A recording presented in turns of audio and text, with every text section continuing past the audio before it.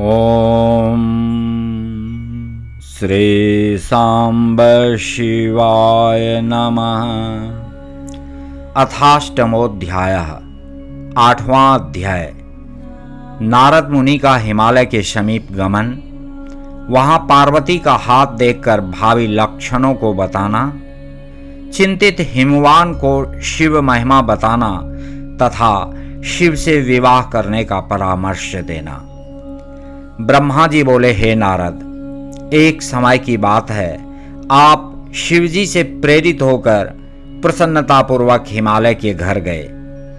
आप शिव तत्व के ज्ञाता और शिव की लीला के जानकारों में श्रेष्ठ हैं। हे मुने, गिरिराज हिमालय ने आपको देखकर प्रणाम करके आपकी पूजा की और अपनी पुत्री को बुलाकर उनसे आपके चरणों में प्रणाम करवाया।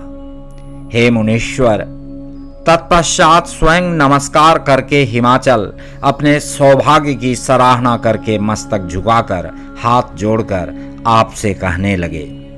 हिमालय बोले, हे मुने, हे नारद, हे ज्ञानिन, हे ब्रह्मा के पुत्रों में श्रेष्ठ, हे प्रभो, आप सर्वज्ञ हैं, दयामय हैं और दूसरों के उपकार में लगे रहने वाले हैं।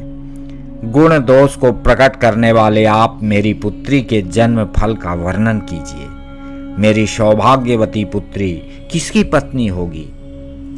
ब्रह्मा जी बोले, हे मुनि श्रेष्ठ, हे तात, गिरिराज हिमालय के ऐसा कहने पर कालिका के हाथ और विशेष रूप से उसके संपूर्ण अंगों को देखकर कौतुकी, बोलने में चतुर, ज्ञानी और सभी वृत्तांतों को जानने वाले आप नारद प्रसन्न चित्त होकर पर्वतराज से कहने लगे। नारद बोले, हे शैलराज, हे मैंने, आपकी यह पुत्री चंद्रमा की आदि कला के समान बढ़ रही है। यह समस्त शुभ लक्षणों से संपन्न है। यह अपने पति के लिए अत्यंत सुखदायिनी, माता पिता की कीर्ति को बढ़ाने वाली, समस्त नारियों में परम साध्वी और स्वजनों को सदा महान आनंद देने वाली होगी। हे गिरे, आपकी पुत्री के हाथ में उत्तम लक्षण विद्यमान हैं। केवल एक रेखा विलक्षण है, उसका फल यथार्थ रूप से सुनिए। इसे ऐसा पति प्राप्त होगा जो योगी, नग्न, निर्गुण, निष्काम, माता पिता से रहित, मान विहीन और अमंगल वेश वाला होगा। ब्रह्मा जी बोले, हे नारद, आपकी इस बात को सुनकर और सत्य मानकर वे मैना तथा हिमालय दोनों पति पत्नी बहुत दुखी हुए। परंतु हे मुने, जगदम्बा शिवा आपके उस प्रकार के वचन को सुनकर और इन लक्षणों से युक्त उन शिव को मानकर मन ही मन अत्यंत हर्षित हुई। नारद जी की बात कभी झूठ नहीं हो सकती, यह सोचकर वे शिवा शिव के चरण युगलों में संपूर्ण हृदय से अत्यंत स्नेह करने लगी।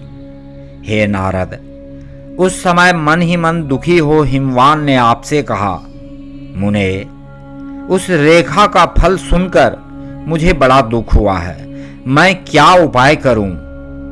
हे मुने, यह सुनकर महान कौतुक करने वाले और वार्तालाप विशारद आप मंगलकारी वचनों द्वारा हिमाचल को हर्षित करते हुए कहने लगे। नारद जी बोले, हे गिरिराज, आप स्नेहपूर्वक सुनिए। मेरी बात सच्ची है, वह झूठ नहीं होगी। हाथ की रेखा ब्रह्मा जी की लिपि है, निश्चय ही वह मिथ्या नहीं होती है। हे शैल, इसका पति वैसा ही होगा, इसमें संशय नहीं है। परंतु आप इसके उपाय को प्रेम पूर्वक सुनिए, जिसे करके आप सुख प्राप्त करेंगे। उस प्रकार के वर तो लीला रूपधारी प्रभु शिव ही हैं। उनमें समस्त कुलक्षण सद्गुणों के समान ही हैं। समर्थ पुरुष में दोष दुख का कारण नहीं होता, असमर्थ में ही वह दुखदायक होता है। इस विषय में सूर्य, अग्नि और गंगा का दृष्टांत जानना चाहिए। इसलिए आप विवेक पूर्वक अपनी कन्या शिवा को शिव को अर्पण कीजिए। भगवान शिव सर्वेश्वर, सबके सेव्य, निर्विकार, सामर्थ्यशाली और अविनाशी हैं। विशेषतः वे तपस्या से वश में हो जाते हैं। अतः यदि शिवा तप करे तो शीघ्र ही प्रसन्न होने वाले वे शिव उसे अवश्य ग्रहण कर लेंगे। सर्वेश्वर शिव सब प्रकार से समर्थ तथा वज्र अर्थात लेख का भी विनाश करने वाले हैं। ब्रह्मा जी उनके अधीन हैं तथा वे सबको सुख देने वाले हैं।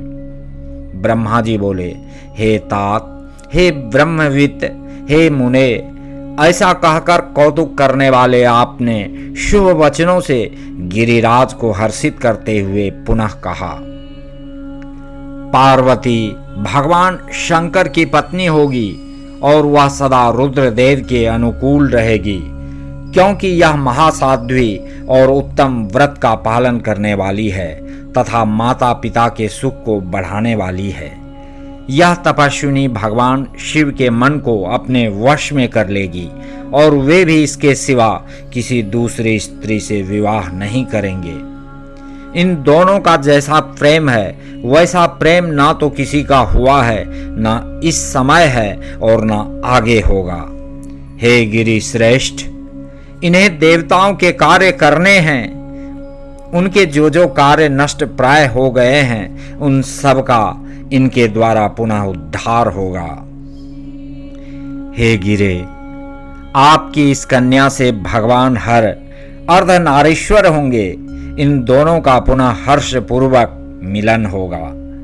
आपकी यह पुत्री तपस्या के प्रभाव से सर्वेश्वर महेश्वर को संतुष्ट करके उनके शरीर के आधे भाग को अपने अधिकार में कर लेगी। यह आपकी कन्या अपनी तपस्या से उन शिव को संतुष्ट कर विद्युत तथा सुवर्ण के समान गौर वर्ण की होगी। इसीलिए यह कन्या गौरी नाम से विख्यात होगी और ब्रह्मा, विष्णु तथा समस्त देवगण इसका पूजन करेंगे।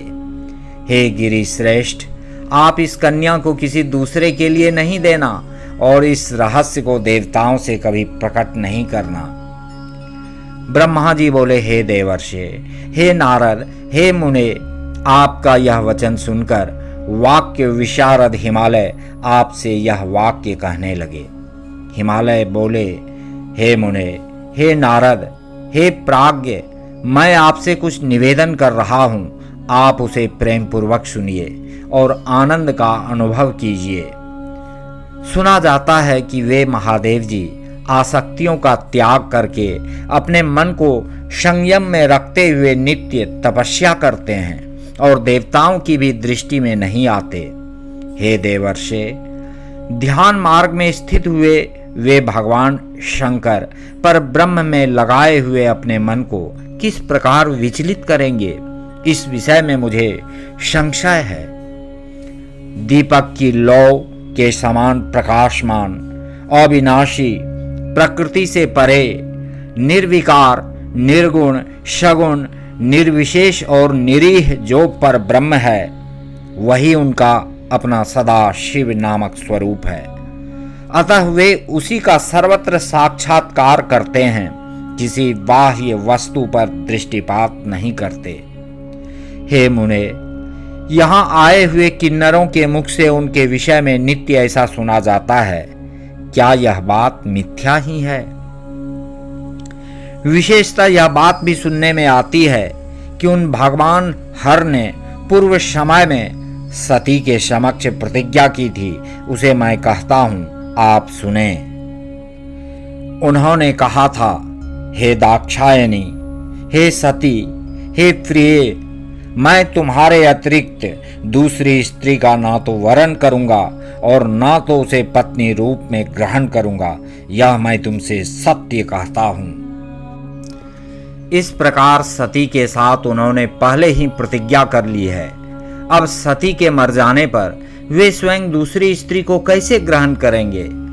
ब्रह्मा जी बोले, हे देवर्षि, यह कहकर उन गिरि ने आपके सामने मौन धारण कर लिया। तब इसे सुनकर आप तत्वपूर्वक यह बात कहने लगे।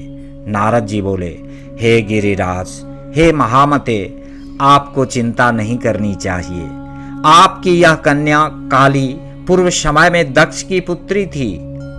उस समय उसका नाम सती था, जो सदा मंगल प्रदान करने वाला है। वह सती दक्ष कन्या होकर रुद्र की प्रिया बनी थी। उस सती ने अपने पिता के यज्ञ में अनादर पाकर तथा भगवान शंकर का भी अपमान हुआ देखकर कोप करके अपने शरीर को त्याग दिया था। वे ही अंबिका शिवा आपके घर में उत्पन्न हुई हैं। यह पार्वती भगवान शंकर की पत्नी होगी, इसमें संदेह नहीं है। ब्रह्मा जी ने कहा, हे मुने, उस समय आपने पार्वती का यह सब प्रीतिवर्धक पूर्व जन्म तथा चरित्र विस्तार पूर्वक गिरिराज से कहा था। मुनि के मुख से काली के संपूर्ण पूर्व वृत्तांत को सुनकर पुत्र स्त्री सहित वे गिरी संदेह रहित हो गए। तत्पश्चात काली ने नारद जी के मुख से उस कथा को सुनकर लज्जा से मुख नीचे कर लिया और उनके मुख पर मुस्कान छा गई। उसके चरित्र को सुनकर हाथ से उसका स्पर्श करके और बार बार उसका मस्तक सूंघकर हिमालय ने उसे अपने आसन के पास बैठाया। तब हे मुने, आप वहां बैठी हुई उस काली को देखकर पुत्रों सहित गिरिराज एवं मैना को प्रसन्न करते हुए कहने लगे, हे शैलराज, इस पार्वती के बैठने के लिए यह सिंहासन क्या है?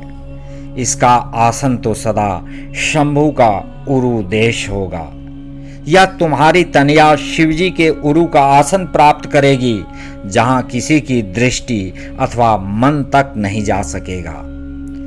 ब्रह्मा जी बोले, हे नारद, इस प्रकार आप गिरिराज से उदार वचन कहकर वहां से स्वर्ग चले गए और वे गिरिराज भी चित्त में प्रसन्न होकर संपूर्ण समृद्धियों से युक्त अपने घर चले गए।